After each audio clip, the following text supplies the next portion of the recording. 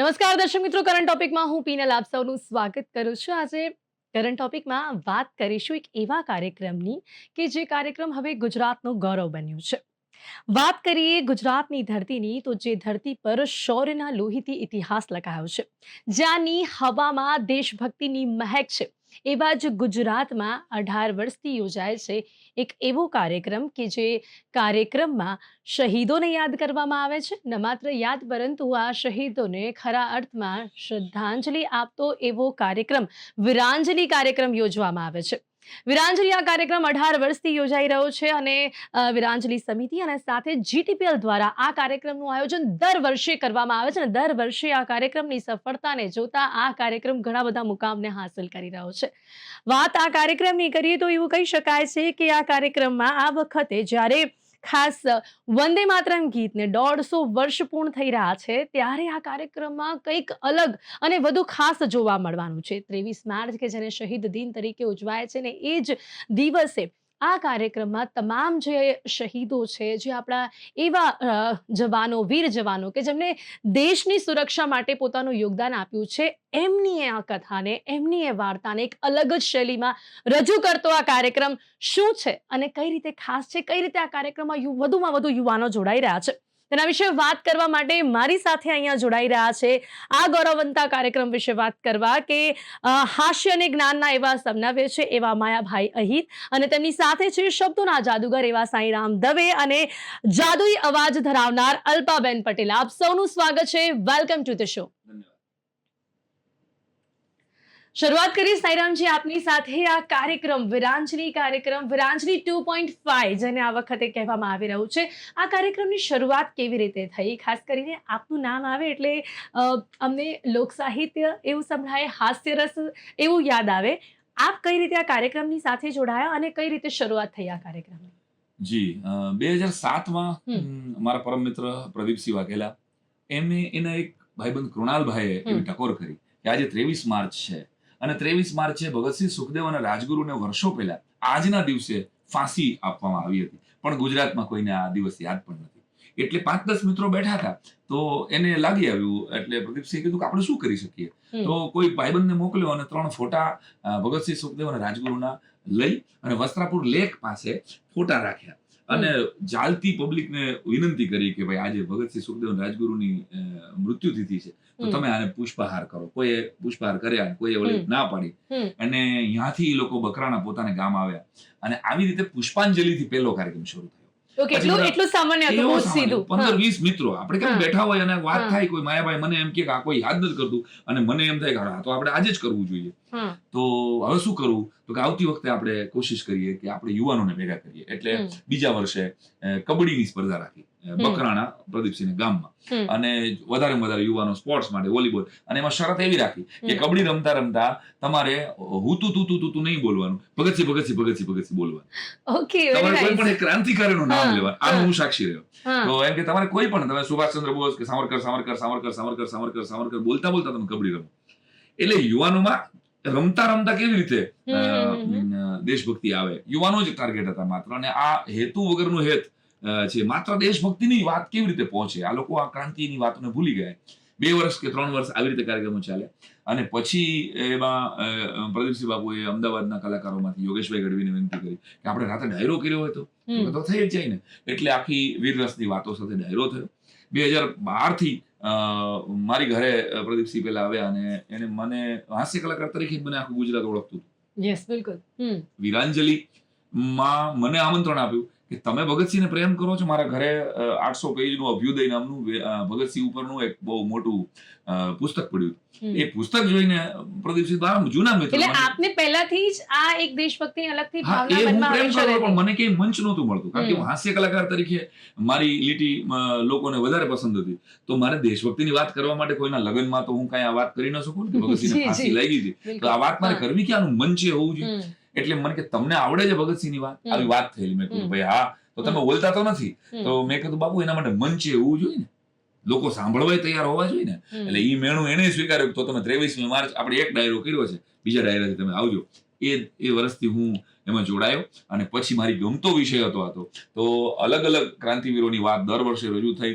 માયાભાઈ પણ એમાં આવ્યા, કીર્તિદાન કઈ રીતે જોડાયા માયાભાઈ? માયાભાઈ, આપના સફરની શરૂઆત કઈ રીતે થઈ વિરાંજલી સાથે? એટલે આ કાર્યક્રમ થતો એમને મને જાણકારી તો હતી જ, પણ એમાં એકવાર સાયરામભાઈ અને પ્રદીપસિંહભાઈ વાત કરી કે આવી રીતનો કાર્યક્રમ થાય છે તો તમે પણ આવો. એટલે હું ત્યારે પણ એ કાર્યક્રમમાં ગયેલો અને જે યુવાનોની અંદર જે થનગનાટ જોયું, અને હું ઘણીવાર કહું છું કે આપણા ગુજરાતના આ જે ડાયરા જે છે એ ખરેખર તો આપણા ભૂલેલી વાતોને, ભૂલેલી સંસ્કૃતિને ફરીવાર માણસોને યાદ કરવાનું કોઈ કામ કરાવતું હોય તો એ ડાયરા છે. તો દાખલા તરીકે આપણા 3 મેળા થાય છે. તરણેતરનો મેળો છે, માધવપુરનો મેળો છે અને શિવરાત્રીનો મેળો છે. તો એ બધા એક પ્રેમનો છે, એક પરિવારનો છે અને એક આધ્યાત્મિકનો છે. તો અત્યાર સુધી ભક્તિરસ માટેના, પ્રેમરસ માટેના ઘણા બધા કાર્યક્રમો થતા હતા, પણ આ પહેલો સાણંદ એવો મેં કાર્યક્રમ જોયો કે એ કાર્યક્રમ દેશભક્તિ માટે થાય છે. અને આપણા જે વીરવર પુરુષોએ જે એકચ્યુઅલ પોતાની રીતે જ કોઈ જાતની ઓલી કર્યા વગર અંદરથી જે ઉગેલો રાષ્ટ્રપ્રેમ, ભગતસિંહને અંદરથી ઉગ્યો છે ને રાષ્ટ્રપ્રેમ, એને ભણવાનું નથી આવ્યો રાષ્ટ્રપ્રેમ, એને અંદરથી જે ઉગાવો જે થયો છે એને કાંઈ જોયા વગર. દાખલા કે ભગતસિંહની વાત કરીએ તો એને કહેવામાં આવ્યું કે તમે માફી માંગી લ્યો તો તમને મુક્ત કરી દેવામાં આવશે, પણ ભગતસિંહે એ ક્ષણે નક્કી કરી લીધું કે હું જો અત્યારે હું મારી પોતાને જીવ બચાવવા માટે, પોતાના બચાવવા માટે હું અત્યારે માફી પત્ર મૂકી દઉં અને હું બચી જાઉં તો મારા દેશના યુવાનોમાં ખરાબ અસર થશે કે જો ભગતસિંહ ઝૂકી ગયો આપણે કેવી રીતે રહી શકશું. પણ હું એ ઝૂકું નહીં, આ જો પોતાની રીતે ઉગાવો, હું ઝૂકું નહીં અને હું ફાંસીને માથડે ચડી જાઉં તો ઘરે ઘરે ભગતસિંહ જન્મશે. બિલકુલ. અને આવી વાતો એક અલગ અંદાજમાં લોકો સુધી પહોંચાડવો એ બહુ જરૂરી છે કે જે રીતે આપ લોકો પણ આ કાર્યક્રમમાં રજૂ કરતા હો છો એના વિશે પણ વધુ વાત કરીશું. અલ્પાજી સાથે વાત કરીશું. અલ્પાજી, આમની સાથે કેવી રીતે જોડાયા, અને ખાસ કરીને જે પ્રકારે આપણે વાત લોક સાહિત્યની કરીએ, એક અલગ જ શૈલી રજૂ કરવામાં આવે છે અને જો કોઈ ગાયક છે તો એના ગીતોમાં એ રજૂ કરતું હોય છે. આપે પણ આ એક નવો અંદાજ લોકોની સમક્ષ મૂક્યો છે. ગુજરાતી ઇન્ડસ્ટ્રીની વાત કરીએ, ગુજરાતી ભાષામાં વાત કરીએ તો આપ પહેલા એવા ગાયક છો કે જે આ રીતના ગીતો રજૂ કરી રહ્યા છો. શું ખાસ કારણ અને કઈ રીતે તેની શરૂઆત કરી? વિરાંજલી કાર્યક્રમ છેલ્લા 18 વર્ષથી થાય છે, પણ મારા માટે ગૌરવની વાત એ છે કે હું છેલ્લા 2 વર્ષથી વિરાંજલી કાર્યક્રમમાં જોડાયેલી છું. મારા પરમ આદરણીય સાયરામભાઈ દવે એમનો મને કોલ આવ્યો કે વિરાંજલીમાં તારે ગીતો ગાવાના છે, કારણ કે અત્યાર સુધીમાં ઘણા બધા ગીતો આપણે સાંભળ્યા છે, હિન્દીમાં ગીતો ગવાય છે, પણ સાયરામભાઈએ ગુજરાતીમાં ગીતો લખ્યા છે દેશભક્તિના, અને અદ્ભુત ગીતો કે જે સ્ટેજ પર ક્યારે ગવાયા નથી. અને આ વખતનો જે વિરાંજલીનો કાર્યક્રમ છે એ એવો કાર્યક્રમ છે કે જે મંચ ઉપરથી બહુ બધા નવા ગીતો, ગુજરાતી ગીતો રજૂ થશે અને પહેલી જ વખત હું રજૂ કરીશ. જી, કોઈ એક લાઈન અમે સાંભળી શકીએ આપવા મળેથી? કારણ કે આપ અહીંયા બેઠા હો અને હું કોઈ ગીત દરેક ક્વેશ્ચનમાં ના સંભળાવું ને તો વ્યુઅર્સને પણ એવું નહીં સારું લાગે. સાયરામભાઈનું હમણાં જ રિસેન્ટલી એક ગીત બહુ જ સરસ એમણે લખ્યું હતું. ઓકે. અને ઈ આ મંચ ઉપર શબ્દો છે એમના. ઓકે. હા, એટલે ગીતની પાઠ પ્રતિષ્ઠા થતી હોય એવો પહેલો કાર્યક્રમ હોય. જનરલી શું હોય, અમે કલાકારો માયાભાઈને કે મને તમે જનરલ પ્રોગ્રામમાં બુક કરો તો અમને જે આવડતું હોય ને એ અમે રજૂ કરીએ. અમારે કઈ એના માટે નવી તૈયારી ન કરવાની હોય. સ્વાભાવિક છે કે 30 વર્ષથી માયાભાઈ માર્કેટમાં છે, 30 વર્ષથી હું કાર્યક્રમ જ્યાં તમને ઉભા રાખી હતી ત્યાં તમે કંઈક ને કંઈક રજૂ કરી શકો. ત્યારથી તમે ગાઓ છો એટલે 25-30 વર્ષથી અલ્પાબેન છે ગુજરાતના. અમારે તૈયારી ન કરો, અમને માઇક દઈ દો એટલે અમે ડાયરો કરી જ દઈએ. પણ આ એક જ પ્રોગ્રામ એવો હોય કે જેના માટે ગીતો અમે લખીએ, પછી એ ગીતો એટલે ખાસ આ કાર્યક્રમ માટે નવા ગીતો લખો છો. યસ, હા, નવા ગીતોની સ્ક્રિપ્ટ બને અને એ પ્રમાણે ગાવાનું. એટલે ધારો કે અલ્પાબેનને મેં પૂછ્યું કે તમારું પ્રિય ગીત કયું છે, તો તકદનભાઈ આપણું લખેલું સોમનાથની આરતી એ આપણું પ્રિય ગીત છે, તો મેં એ જ રાગમાં વંદે માતરમનું ગીત લખ્યું. અચ્છા, ઓકે. કોઈ પ્રિય ગીતનું રાગ અને પછી એ રાગમાં આપણે આ ગીત લખીએ તો પ્લીઝ અમે પહેલી વાર રજૂ થશે. તો 23 માર્ચે રજૂ થતું, પણ જીડીપીએલ બિલકુલ, કારણ કે જીડીપીએલ પણ આ કાર્યક્રમની સાથે જોડાયેલો છે, તો આ સ્ટેજ પરથી આ સોંગ ચોક્કસપણે લોકો સાંભળી શકે. વંદે માતરમ ગાય જવાનો, વંદે માતરમ ગાય, વંદે માતરમ ગાય જવાનો, વંદે માતરમ ગાય, વંદે માતરમ ગાય વતન માટે મરતા હર ખાય, જવાનો ફાંસી ચડતા જાય.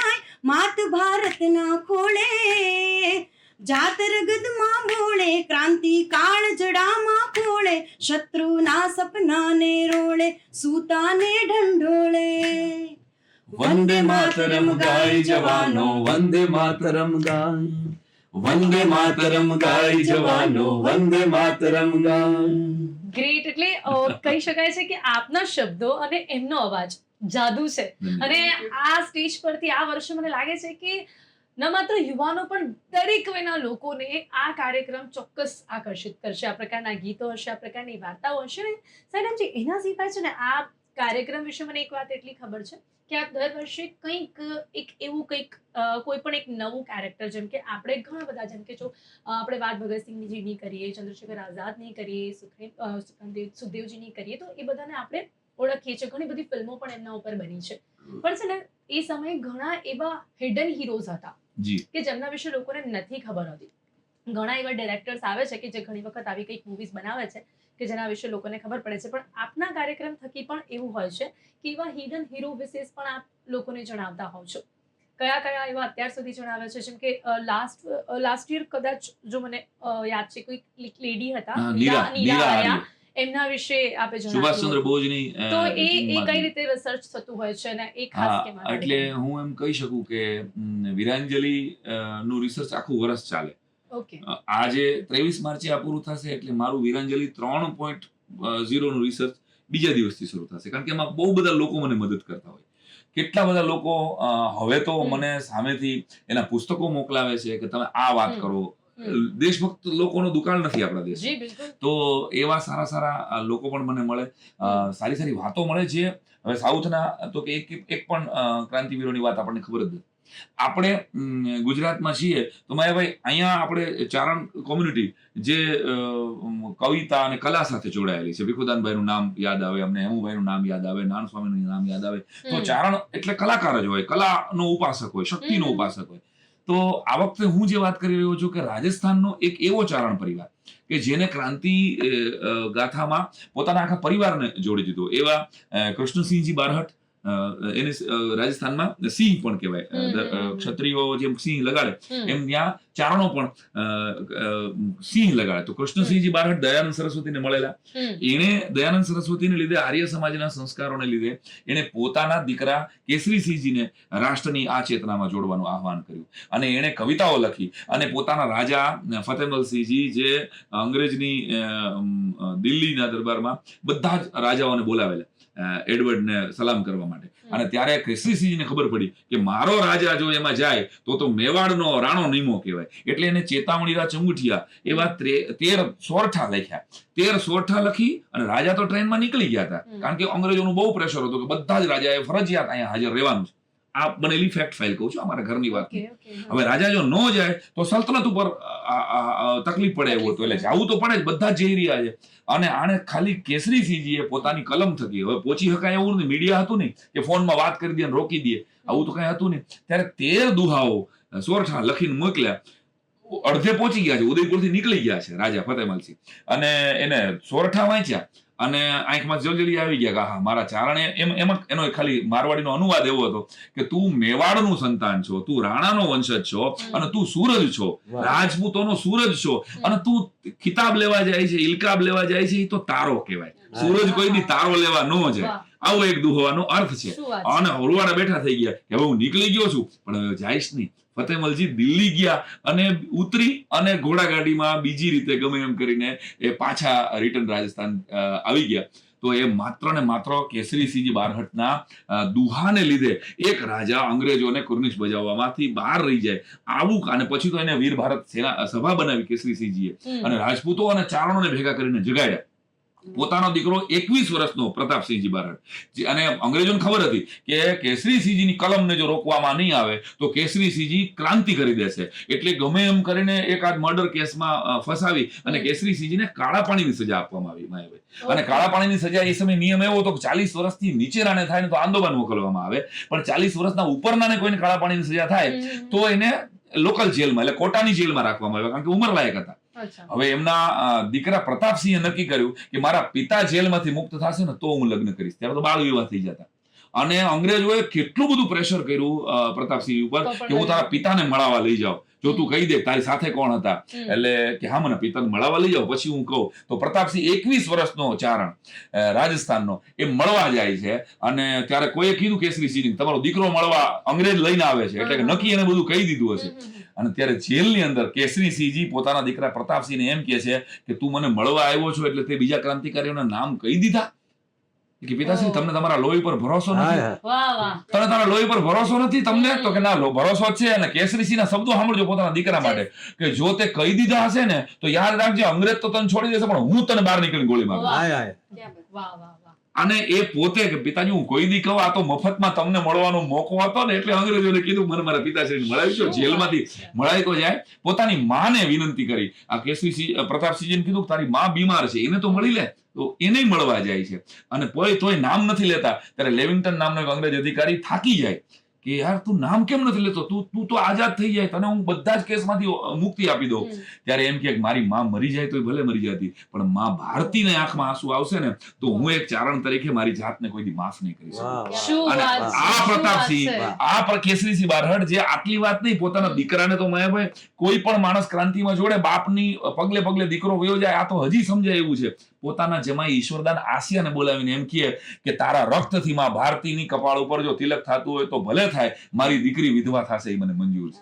વાહ. આ વાત અમે આ મંચ ઉપર આ ચાલુ વખતે આ રાખીએ. મંચ ઉપરથી આ વાત લોકો સુધી પહોંચવાની છે. રૂવાડા ઊભા થઈ જાય એવી વાત છે. તો હું એક અત્યારે ઇમેજિનેશન કરું છું કે ત્યાં બેઠેલા લોકો જ્યારે આ સાંભળશે જી ત્યારે કેવી દેશભક્તિની ભાવનાની કેવી ખવા એ આખા કાર્યક્રમમાં જોવા મળી શકે જી. છે. ભાઈ છે અત્યારે જેમ કે સાંઈરામ દવેજીને આપણે સાંભળ્યા કે જે રીતે એમણે હવે આખો એક વીર રસ છે જેમાં એમનો એક અલગ જ અંદાજ હવે જોવા મળી રહ્યો છે. આપ સૌ કલાકારોમાં આ એક, કારણ કે એમ તો હાસ્ય રસ આપનો વિષય છે પણ આમાં એક અલગ જ કઈ રીતે રુચિ આપની શરૂ થઈ છે અને આ પ્રકારનો અંદાજ જ્યારે લોકો સમક્ષ જાય છે ત્યારે કેવો પ્રતિસાદ મળતો હોય છે, કેવું જોઈ રહ્યા છો વર્ષોથી?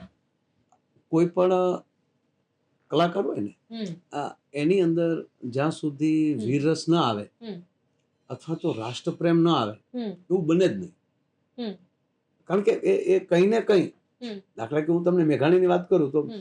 મેઘાણી તો સરસ બધું સાહિત્ય જ ભેગું કરતા હતા હા. હા હા. અને એમાં એ ટ્રેનમાંથી પસાર થાય હમ. અને એક 80 વર્ષની વૃદ્ધા. વૃદ્ધા હમ. ભીખ માંગતા હોય છે પ્લેટફોર્મ ઉપર, હમ. લાકડીનો ટેકો ને એક હાથમાં જોડી. હા. અને મેઘાણી જોઈએ કે મારું આપણા દેશમાં આવડી માડીને ભીખ માંગવી પડે. હમ. ત્યારે આ પ્રથા નહોતી, હમ. હમ. વૃદ્ધાશ્રમ તો દૂરની વાત, હમ. પણ એવડી માં બજારમાં ન નીકળી શકે અને મેઘાણી એ પ્લેટફોર્મમાં ટ્રેનમાંથી નીચે ઉતરી જાય છે અને ઈ માડીને મળે છે કે માં કેમ તારે આ ઉંમરે ભીખ માંગવી પડે? હા. તારે હમ. દીકરા નથી હમ. કે છે ને દીકરા, તો કેમ તને રાખતા નથી, કાઢી મૂક્યા? હમ. કે તમે કોણ છો? કારણ કે અંતરના ઊંડાણને કોઈક વેધ્યું ને કહેવાય. કહેવાય. ચોરે ન નો ચિતરાય, ચિતરાય. ચિતની વાતો ચિતની વાત શંકરા. શંકરા. હા, હા. કે માં મને નથી ઓળખતા. ત્યારે તો કે આ મોબાઈલ કેવું નહોતું, ફોટામાં ખબર પડી જાય આ મેઘાણીભાઈ છે. કે ના માં બેટા હું નથી ઓળખતી, કે હું ઝવેરચંદ મેઘાણી. હા. ઓહો, શું વાત છે? હવે કેનારો પૂછી રહ્યો હોય તો મારે તારી આગળ કોઠો ખાલી ન કરું તો કરું કોની કરું? હા, હા. હું 7 દીકરાની માં છું. ઓહો. 7 દીકરાની માં થઈને તમારે ભીખ માંગવી પડે, કેમ તમને નથી રાખતા? માં બીજી વાર પૂછું, હમ. તક તે રાખતા નથી એવું નથી, હમ. કાઢી મૂકી એવું નથી. મારા 7 દીકરા હમ. માતભૂમિની આઝાદીની લડતમાં શહીદ થઈ ગયા. હા, ક્યાં બધું. ઓહો. હા. ક્યાં વાત. ઓહ, કે માં તો તને દુઃખ નથી, દુઃખ શેનું હોય? હા. મેઘાણી એક દીકરો શહીદ થયો ત્યારે બીજાને હાબદો કરે એમ કરતા હાથમાં મોકલ્યો ને, એ 7માના સમાચાર મળ્યા કે માં તારો દીકરો શહીદ થઈ ગયો. હા. તો મને વાંધણીપણાનું નહોતું લાગ્યું, પણ હું ઈશ્વરને ઠપકો દેતી હતી કે તે હાથ જ આપ્યા. તે જો મને 12 દીધા હોત ને તો આજ માતભૂમિ વાહ. માટે હું 12 દીકરા ક્યા બાત, ક્યા બાત. કુરબાન કરી દે. ત્યારથી મેઘાણીને આવા વીર પુરુષોની કથા લખવાનું ન્યાલી સૂચ્યું. આજે એવું જોવા મળે છે માયાભાઈ, આપણે આ બધી જેટલી પણ વાતો સાંભળીએ છીએ કંઈક એવી જ ભાવના આજના યુવાનોમાં પણ આવે, એ જ આપણો આ કાર્યક્રમનો બી પ્રયાસ છે. પણ શું લાગે છે આજે આપને આવી ભાવના જોવા મળે છે લોકોમાં? આ યુવાનોમાં ખૂબ જોવા મળી છે. હમ. એનું કારણ જ હું તમને કહું કે કોક કરનારું જોવે. હમ. આ વીરાંજલિ કાર્યક્રમ ચાલુ થયો ત્યારે યુવાનોને થયું ને કે આવું કંઈક હોઈ શકે. હમ. તો જો એ જામ્યું જ ન હોત તો 18 વર્ષે ન પહોંચ્યું હોત. હા. આ યુવાન થયો ને બાળ મૃત્યુ થઈ જતી કાર્યક્રમનો. બિલકુલ બિલકુલ. અને આજે ભૂર જવાનોમાં કાર્યક્રમ પણ 18-19 વર્ષનો થયો છે. જી જી. અને એટલે- એમાં હું થોડોક સુધારો એટલે Please. કરવા માંગીશ હા, જી. કે આજના યુવાનોએ હવે ભગતસિંહની જેમ ફાંસી નથી ચડવાનું. એ ખાલી ડિપ્રેશનમાં કે બ્રેકઅપમાં આવી અને સુસાઇડ ન કરે ને, હમ. એ દેશ માટે જ છે.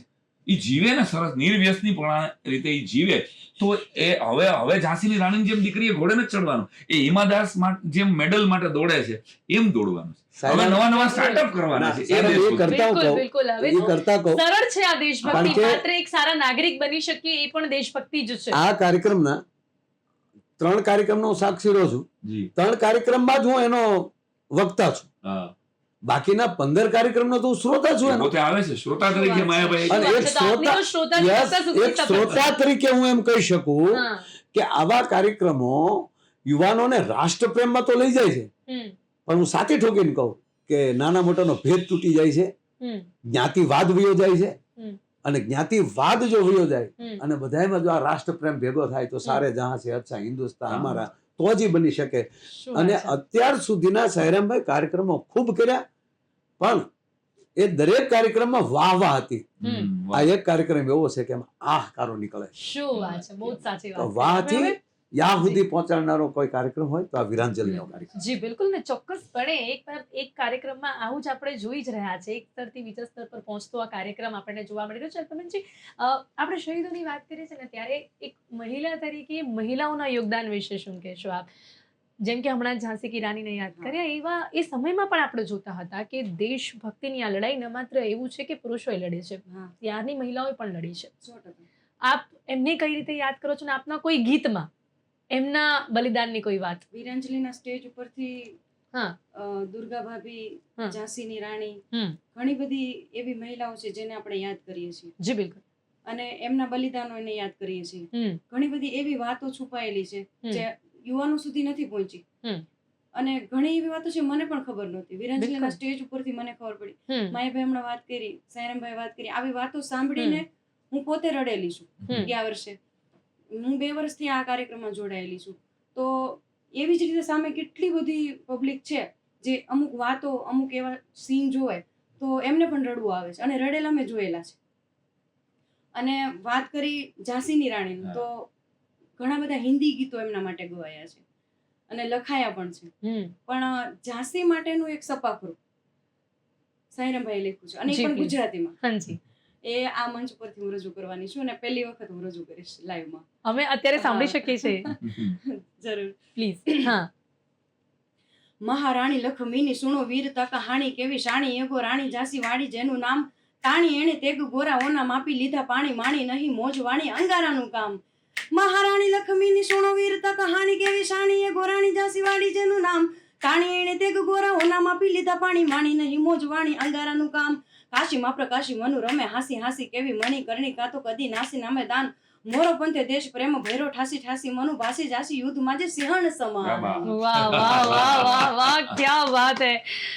મને લાગે છે કે અત્યારે પેલું કહેવાય ને કે પિક્ચર હોય ને પેલું ટ્રેલર જોઈએ, Trailer છે. તો આ એક ટ્રેલર છે જે તો જોઈને જ લોકો અત્યારે બહુ Exclusive છે, excited, digital exclusive માટે. ટ્રેલર છે Yes. કે જે જોઈને મને લાગે છે કે આ કાર્યક્રમમાં આપના જેટલા પણ લોકોની આપની તૈયારી હોય એનાથી વધારાની અને તૈયારી રાખજો. પહેલી વખત ઝાંસીનું સપાકરું રજૂ થશે હા. અને કેટલીક દીકરીઓ તલવાર બાજી કરશે આગળના સ્ટેજ ઉપર. શું વાત છે. મને થોડોક સમય ઓછો છે પણ મને થોડુંક હજી ફટાફટ એન્ડમાં કહી દો. જાણી લેવું છે કે શું શું હશે આ વખતે, અને મલ્ટીમીડિયા હા. આ ડાયરો તો છે જ, એ મલ્ટીમીડિયા આ કાર્યક્રમ શું છે? હા, હા, મલ્ટીમીડિયા જી, કેવી બિલકુલ. રીતે થયો એની વાત કરી દઉં કે મારી હમ. સ્કૂલનું એન્યુઅલ ફંક્શન હતું કોર્ટ ઓફ Please. માર્ટિયર્સનું. હા. નાનકડા બાળકો એક કોર્ટ કેસ કરે, આવું મેં નાટક લખેલું કે હમ. યુવાનો બાળકોમાં હમ. કેવી રીતે શીખવા મળે. અને હમ. એ કાર્યક્રમ જોવા માટે મારા પરમ મિત્ર હમ. પ્રદીપસિંહ આવ્યા અને એને એમ હમ. થઈ ગયું કે આપણે ડાયરો તો કરતા જ હતા ત્યારે. હાજી. અમને કોઈ મલ્ટીમીડિયાનો વિચાર, મેં તો કોઈ લખ્યો નહોતો. માયાભાઈને હમ. ખબર છે, હા. માયાભાઈ મારાથી સિનિયર છે, એને મને કાર્યક્રમોમાં રજૂ કરેલો. હા, હા, હા. તો ડાયરા જ આવડે, ડાયરા સિવાય બીજું કઈ એક્ટિંગ કઈ અમારો વિષય નહીં, પણ બાળકોનું નાટક મેં લખેલું અને એ ડ્રામા જોઈને પ્રદીપસિંહને એમ થયું કે આ આપણે ગુજરાતના ટોડલે કર્યું હોય તો. એટલે પછી અમે એમાંથી એક મોટો ડ્રામા લખ્યો હમ. અને પહેલો 2019માં વિરાંજલી 1.0, એટલે અમે મલ્ટીમીડિયા શો ને 1 કહીએ છીએ. બાકી Okay. ડાયરો તો કરતા જ હતા. આ Okay. જુદું અમે કંઈક કર્યું એટલે કે 100 કલાકારો સાથે અમે કર્યું, હા. ડાન્સ અને ડ્રામા સાથે. એમાં ઝાંસીનું ગીત લખ્યું, એમાં અમે ભગતસિંહ સુખદેવ અને રાજગુરુની વાત લખી ફાંસીની.